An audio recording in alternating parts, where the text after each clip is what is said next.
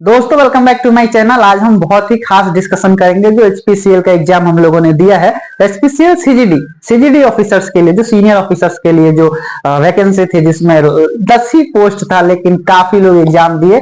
तो मैं अपने सेंटर पे गया जहां पे मैं भी एग्जाम दिया हूं, क्योंकि मेरा भी इच्छा है कि मैं इस बार सिलेक्शन लेके रहूं।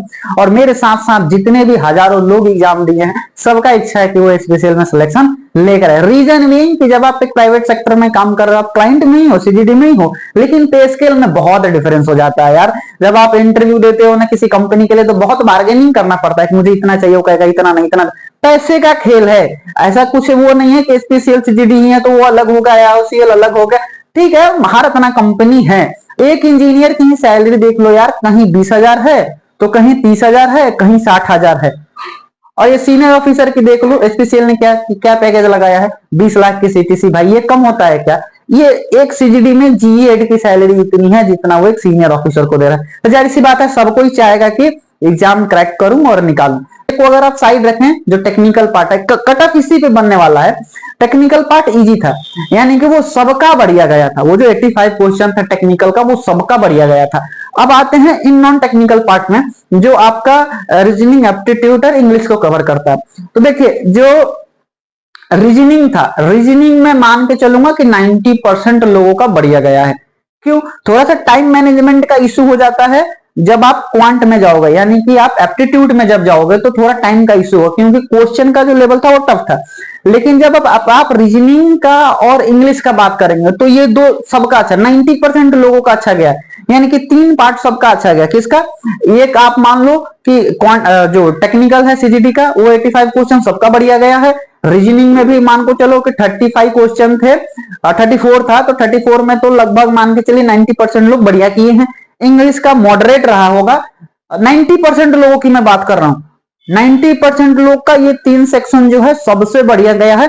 मैं अपने सेंटर पे 150 लोग थे, वहां पे मैं जो वहां का इन्वायरमेंट है, एग्जाम होने के बाद जो मैं सब किसी से बात किया, तो उन सब का यही कहना है कि भाई मेरा जो क्वांट वाला सेक्शन था, जो एप्टीट्यूड वाला सेक्शन था, वही टफ गया है।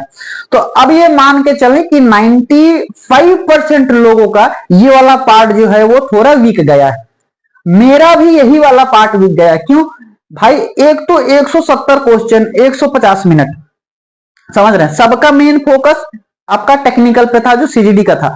वो करने के बाद लोग मूव किया रीजनिंग और एप्टीट्यूड पे। जो लोग पहले क्वांट एप्टीट्यूड जिनका अच्छा होगा वो गए होंगे, तो उनका टेक्निकल छूटा होगा। तो अब ओवरऑल हम लोग बात करें तो 140 नंबर ले लो आप। 170 नंबर का आपका एग्जाम है, तो 140 लोग, 140 नंबर सबने, यानी कि 140 क्वेश्चन सबने टच किया होगा, जहां तक मुझे लगता है। ये वीडियो बहुत हेल्पफुल हो रही है। अगर आपके लिए हेल्पफुल है जो मैं कह रहा हूं, तो इसके अकॉर्डिंग थोड़ा सा एक लाइक करके शेयर कर देना, ताकि सबको ये पता लगे कि एक्सपेक्टेड कट ऑफ कितना जाना चाहिए। अब जब आप देखोगे तो 140, जो मैं ऐसा अनुमान लगा रहा हूं, मैं एक नहीं कह रहा हूं कि 140, लेकिन आप ये समझ लो कि 95% लोग 140 क्वेश्चन को टच किए हैं। अब 140 क्वेश्चन को टच किए हैं, तो जो आप कट ऑफ एक जब नॉर्मलाइजेशन होगा, क्योंकि 1000 लोग लगभग एग्जाम दिए हैं जहां तक मेरा मानना है। आप कमेंट करना अगर आपको कुछ ऐसा लगे कि नहीं ज्यादा भी दे सकते हैं, या फिर आपका कौन सा पार्ट जो है वीक है गया है, या फिर कौन सा पार्ट आपका कैसा गया है, यानी कि आपके, या फिर आपका 100% पेपर सही हुआ होगा या आपका 70% सही हुआ हो। तो मैं वही कह रहा हूं कि कट ऑफ जो है वो 140 नंबर के, जो 140 क्वेश्चन लोग किए हैं उसी के अकॉर्डिंग लेके बनेगा। तो मेरा मानना है कि ज्यादा से ज्यादा कट ऑफ जाएगा तो 120 जाएगा, इसके ऊपर। क्योंकि भाई 140 क्वेश्चन 95% लोगों ने किया, तो 140 सही नहीं होगा, गलत भी जाएगा। सीजीडी का जो पार्ट जो मैंने बताया ना, जो टेक्निकल क्वेश्चन, उसमें भी कई क्वेश्चन ऐसे थे जो आपके गलत गए होंगे। ठीक है, मुझे पता है कि भाई मैं जो पेपर दिया तो ऐसे फालतू में जाके बैठ के पेपर नहीं दिया। मैं पेपर दिया पूरा तैयारी के साथ गया था। मैं इसलिए कह रहा हूँ क्वांट एप्टीट्यूड, क्योंकि भाई वो कैलकुलेटिव क्वेश्चन थे, वो सीएचएसएल और सीजीएल लेवल के क्वेश्चन थे। आपका उतना प्रैक्टिस है तभी जाके आप वो 34 का 34 क्वेश्चन किए, नहीं तो वो पॉसिबल नहीं था यार, समय कम था। लास्ट के 10-15 मिनट मिले आपको जब उसमें आप जा रहे हो। तो मैं ये मान के चलता हूं कि सबका वही अगर सिस्टम है तो कट ऑफ 120 के अकॉर्डिंग जाना चाहिए।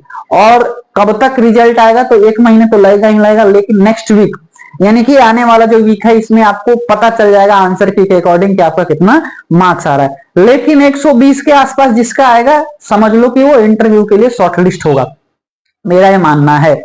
और आप अपना भी एक सजेशन दो, कमेंट करो कि क्या हो सकता है, और आई होप कि मैक्सिमम लोगों का शॉर्टलिस्ट हो और मेरा भी हो, और मैं ऐसा ही आप सबका हमेशा सपोर्ट करते रहूं। अब 5000 सब्सक्राइबर अपने पूरा होने वाले हैं। So thank you very much for this kind support. Thank you guys.